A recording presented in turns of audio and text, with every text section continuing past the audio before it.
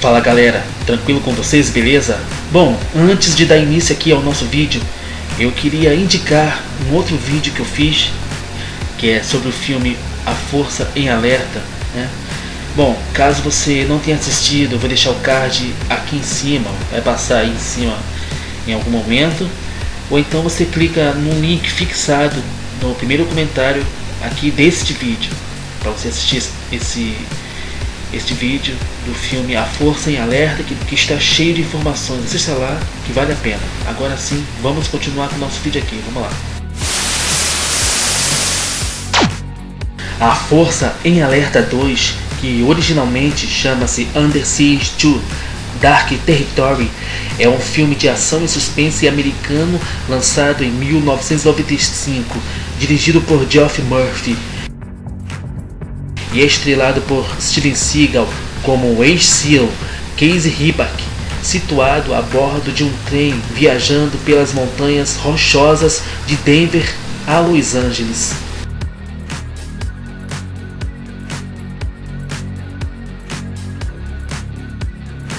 A Força em Alerta 2 é a sequência do filme A Força em Alerta, lançado em 1992, também estrelado por Steven Seagal. O subtítulo Dark Territory refere-se ao termo ferroviário sobre um trem que estava viajando através do território negro, uma seção de ferrovia que não tem sinais de comunicações entre os despachantes de trem e os engenheiros ferroviários. O filme foi produzido por Steven Seagal junto com Amon Milchan e Steve Perry.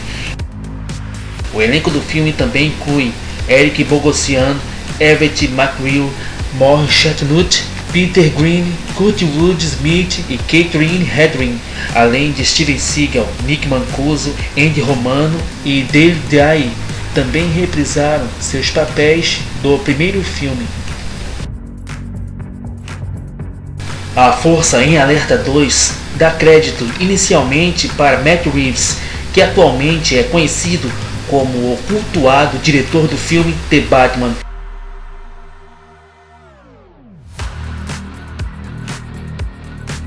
Que escreveu o roteiro de A Força em Alerta 2 com um amigo dele na faculdade. Matt Reeves disse mais tarde: havia um grande mercado de filmes de ação, muitos filmes que estavam vendendo.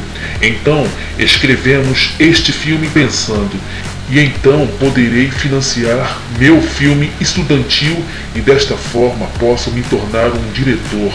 O roteiro de A Força em Alerta 2 foi chamado de Dark Territory em um momento e End of the Line em outro momento, quando terminaram de escrevê-lo.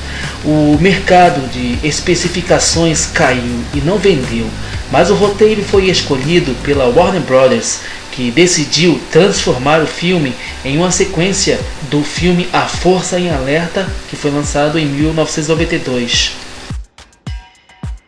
Matt Reeves disse que o filme foi originalmente destinado a ser muito parecido com o filme Duro de Matar, que foi lançado em 1988. O que eu acho que A Força em Alerta também era, exceto que a diferença era que nos filmes A Força em Alerta, essa tensão é quanto tempo antes de Steven Seagal arrancar a laringe de alguém. E o que eu amo em Duro de Matar foi essa ideia de um azarão, que aqui está esse cara, especialmente no primeiro filme, que é um policial de Nova York que nem tem sapatos e de alguma forma ele tem que salvar este prédio, salvar o dia. Isso era o que o filme deveria ser, mas não acabou sendo. De acordo com Maurice Chatnut, Steven Seagal reescreveu muitas das cenas em que ele estava.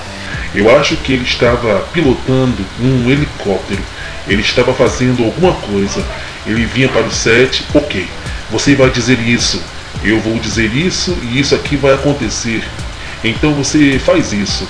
Foi assim que fizemos muitas cenas deste filme.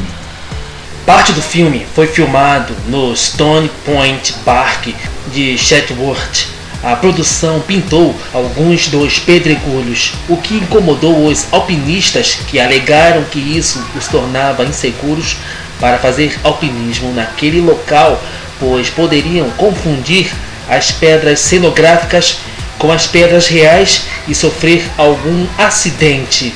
A locomotiva vista no filme já havia aparecido no filme Expresso para o Inferno, lançado em 1985.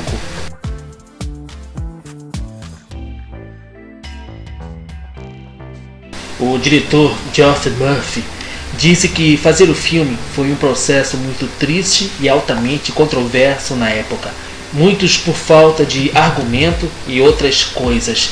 Houve um ponto durante a edição em que observei essa besta de energia incrivelmente alta emergindo, e eu não sabia de onde tinha vindo, porque não havia essa energia no set, parecia crescer fora do processo de edição.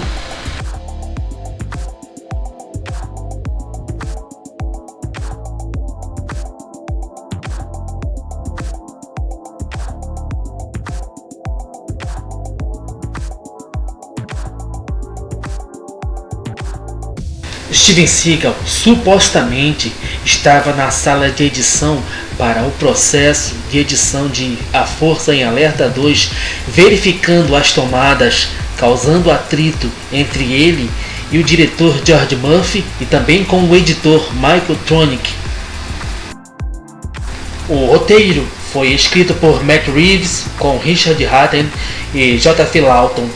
J.F. Lawton, que escreveu o roteiro de A Força em Alerta de 1992. A Força em Alerta 2 estreou em segundo lugar nas bilheterias em 2.150 salas de cinema, ficando atrás do filme Apollo 13 e faturando $12.624.402 no final de semana de estreia.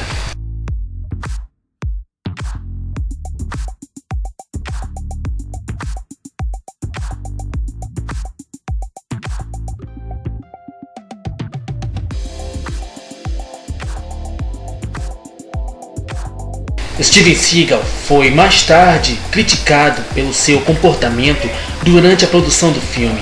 A Jane McCarthy fez o teste sem sucesso para um papel no filme. Ela disse que Steven Seagal a fez um teste e pediu que ela tirasse a roupa. De acordo com Jane McCarthy, ela fez o teste para interpretar a personagem Kelly em frente ao Steven Seagal. Ela alegou que durante a audição, Steven Seagal ordenou que ela se despisse depois que ele descobriu que ela tinha saído na Playboy Playmate of the Year, mesmo que o papel não exigisse nudez. Ela, com raiva, disse a ele que se ele quisesse vê-la nua, ele deveria comprar a edição da Playboy para a qual ela posou, e saiu furiosa. Anos depois, após várias mulheres acusarem Steven Seagal de má conduta sexual, a Jane McCarthy acrescentou que Steven Seagal queria que ela se despisse porque a nudez estaria fora da tela.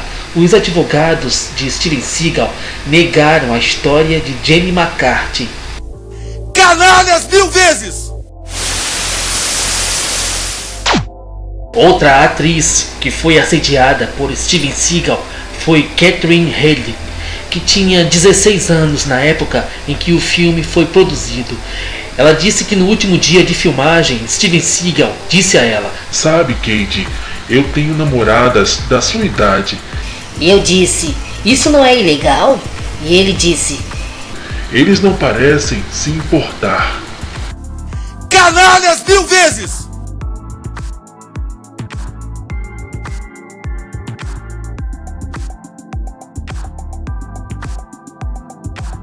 O diretor de elenco atraiu a ira de Steven Seagal depois que Steven Seagal voltou de férias da Indonésia e descobriu que o Gary Busey havia sido contratado para interpretar o vilão em A Força em Alerta 2. Gary Busey interpretou um dos vilões do primeiro filme, que o seu personagem foi morto por meio de uma explosão.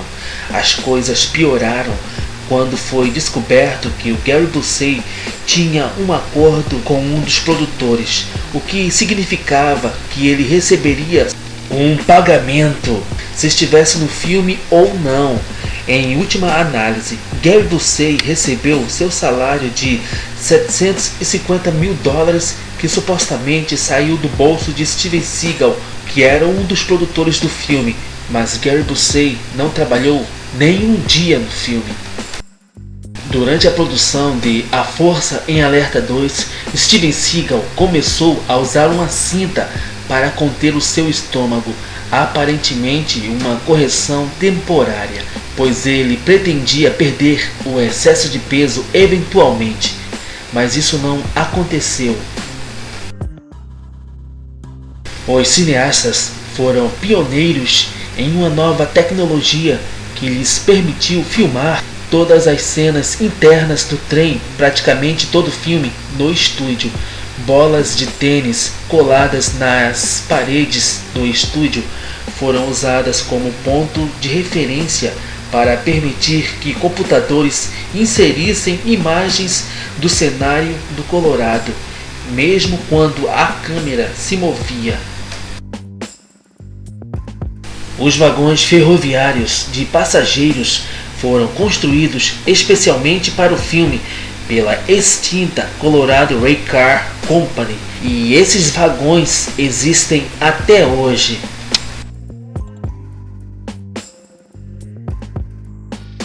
Durante os testes iniciais para a filmagem das cenas externas do trem, faíscas das locomotivas causaram incêndios ao longo da ferrovia. As locomotivas tiveram que ser modificadas antes que as filmagens pudessem começar. O filme foi lançado no mesmo ano que o filme 007 contra GoldenEye e um ano antes do filme Fuga de Los Angeles, que foi lançado em 1996.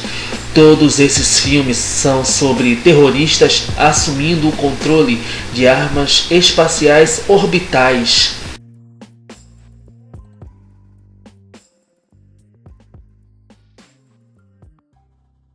Steven Seagal trouxe muitas roupas diferentes de casa, porque ele sabia que as filmagens iam ficar confusas. Os produtores originalmente contrataram o roteirista Don Jacoby para transformar o roteiro de Matt Reeves em uma continuação do primeiro filme A Força em Alerta. A Força em Alerta 2 é o último filme da atriz Phyllis Davis.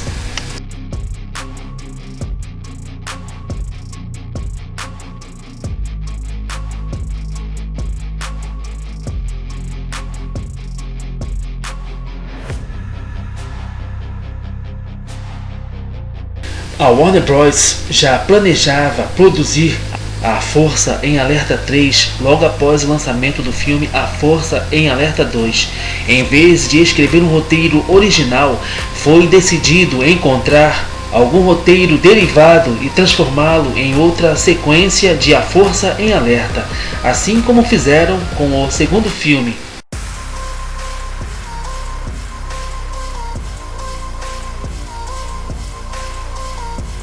O roteiro derivado encontrado e que eles acharam a melhor escolha foi o roteiro intitulado Pandora, do escritor Dale Artcraft, que eles compraram por um preço de mais de 6 dígitos no início de 1995, apenas alguns meses antes do lançamento do filme A Força em Alerta 2. A história deste roteiro derivado conta a história de uma gigantesca planta de defesa que foi tomada por terroristas que querem roubar um sistema secreto de guerra de computadores chamado Pandora, e cabe ao ex-chefe de segurança e um secretário temporário salvar o dia. Mas mesmo que o roteiro tenha sido alterado para Under Siege 3, ou seja, A Força em Alerta 3, devido a muitos problemas legais e pessoais em que o Steven Seagal se meteu no final dos anos 90 e início dos anos 2000, e a longa e conturbada história que eles tinham com Steven Seagal, A Warner Bros. Cancelou o contrato de Steven Seagal com eles, junto com pelo menos mais de dezenas de projetos de filmes diferentes que eles tinham, nos quais Steven Seagal iria estrelar, e que estavam todos em pleno desenvolvimento no momento em que isso aconteceu.